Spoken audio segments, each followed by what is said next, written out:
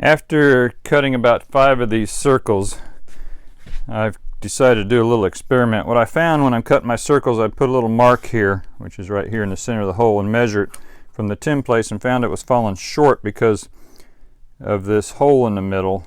The pencil lead's on the inside edge, and it made it up to actually about a 1/4 inch short of where I wanted to be. So I kept cutting progressively big circles, ended up with about 5 of them. By the time I got the width, I actually overshot it a little bit. That'll give me some room for sanding and cutting in case I cross over the line a little bit, sand it back down. Make sure when you're doing your templates, this is my final one right here for the gooseneck, make sure you label everything, which lower edge and what's upper edge, because it's easy to get lost when you're going back and forth so many times.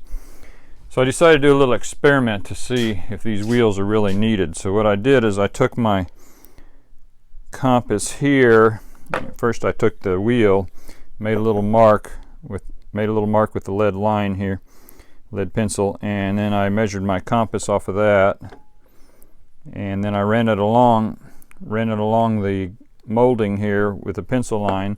Then I took a white pen and put it in the wheel here and ran it along.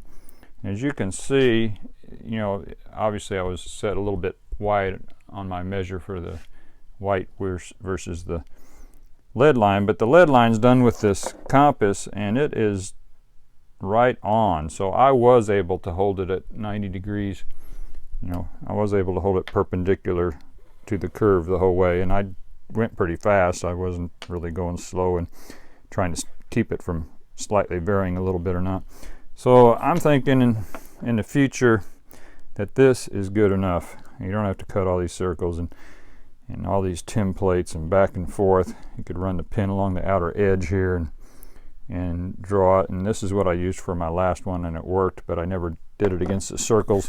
Now I'm thinking these circles might be a waste of time. I mean, to get them exactly right with the holes, a problem. Maybe a router would be better because you wouldn't have the hole in the center. Well, I guess you'd still have to center it though, wouldn't you? With the pin, yeah, the pinhole, you would still have the pinhole, which would cause a problem because of the offset, the width of that, and how deep your pencil lead is, and how your pencil lead's ground, how wide, you know, how steep the slope is going to vary it too on the measurements.